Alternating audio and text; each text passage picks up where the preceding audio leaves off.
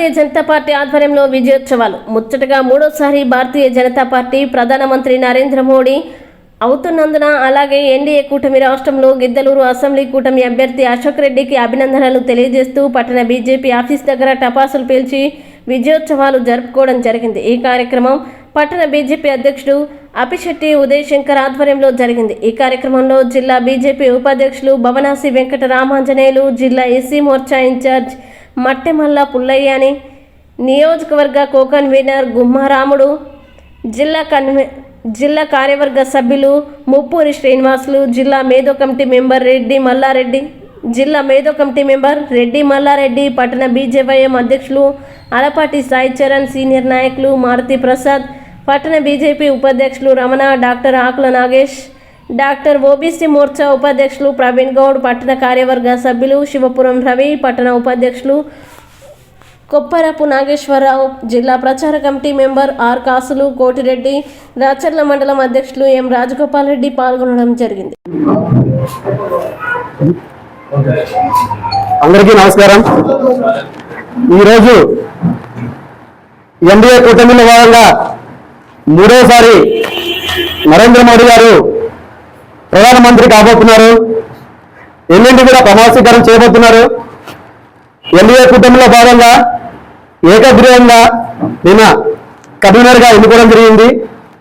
ఈ సందర్భంగా ఈ రాష్ట్రంలో ఆంధ్రప్రదేశ్లో ఎన్డీఏ కూటమి అభ్యర్థిగా నారా చంద్రబాబు నాయుడు గారు అతి భారీ మెజారిటీతో ముఖ్యమంత్రి కావడం జరిగింది। ఆ ముఖ్యమంత్రిలో భాగంగా జనసేన పార్టీ కానీ, టీడీపీ పార్టీ కానీ, బీజేపీ పార్టీ కానీ ప్రతి ఒక్కరు కూడా ఈరోజు కష్టపడి ఈరోజు ఎన్డీఏ కూటమిని కూడా రాబట్టుకోవడం జరిగింది। ఈ సందర్భంగా గిద్దలూరు నియోజకవర్గంలో అశోక్ రెడ్డిలను బీజేపీ పార్టీ కానీ, జనసేన పార్టీ కానీ, టీడీపీ పార్టీ కానీ చాలా కష్టపడి చివరి దాకా కూడా ప్రయత్నాలు చేసి ఆయనను గెలుచుకోవడం ఈరోజు జరిగింది। ఈరోజు అశోక్ రెడ్డి గెలవడం ముఖ్య కారణంగా ఈరోజు గిద్దలూరు నియోజకవర్గం తలరాతలు మారబోతున్నాయి। ఈ తలరాతలు ఎందుకు మారబోతున్నాయంటే అనేక సందర్భాల్లో వైసీపీకి మంచి మెజార్టీ ఇస్తే 80,000 మెజార్టీ ఇస్తే అన్నారాంబాబు గారికి ఈ గిద్దలూరుని నాశనం చేసి పెట్టారు। ఇంతవరకు ఒక గిద్దలూరు నియోజకవర్గంలో ఒక్క డెవలప్మెంట్ కూడా లేదు। ఈ రోజు ఎన్డీఏ కూటమిలో భాగంగా మేము ఒక ఛాలెంజ్ గా తీసుకొని భారతీయ జనతా పార్టీ, జనసేన, టీడీపీకి ఒక ఛాలెంజ్ తీసుకొని ఈరోజు గిద్దలూరు నియోజకవర్గంలో అనేక సమస్యలు ఏవైతే ఉన్నాయో అవన్నీ కూడా మేము ముందుండి ఆయనతో ఫైట్ చేసి ఖచ్చితంగా నిర్వహిస్తామని మేము మనస్ఫూర్తిగా తెలుసుకుంటాము। ముఖ్యంగా రైల్వే బ్రిడ్జ్ కూడా ఈరోజు భారతీయ జనతా పార్టీ తరఫున 120 కోట్లు ఎక్స్పెక్టేషన్ వేసి రైల్వే బడ్జెట్ పంపించడం జరిగింది ఆర్ఎం గారికి। ఆర్ఎం దగ్గర నుంచి కూడా ఈరోజు ఫైల్ జీఎం దగ్గరికి పోయింది।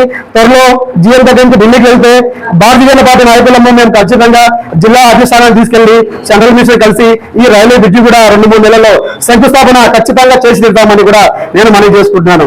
అలాగే సగ్లేరు బాగు అయితేనేమి, రామణ కప్ప అయితేనేమి, పోలవరం అయితేనేమి ఇవన్నీ కూడా సెంట్రల్ నుంచి నిధులు ఏవైతే ఉన్నాయో అవన్నీ కూడా పుష్కలంగా ఈసారి ఎన్డీఏ కూటమిలో భాగంగా గవర్నమెంట్ ఆంధ్రప్రదేశ్ ఉంది కాబట్టి ఇవన్నీ కూడా మేము సక్రమంగా నెరవేరుస్తామనేసి మనస్ఫూర్తిగా తెలుసుకుంటూ ఈ అవకాశం ఇటువంటి పెద్దలకు మనస్ఫూర్తిగా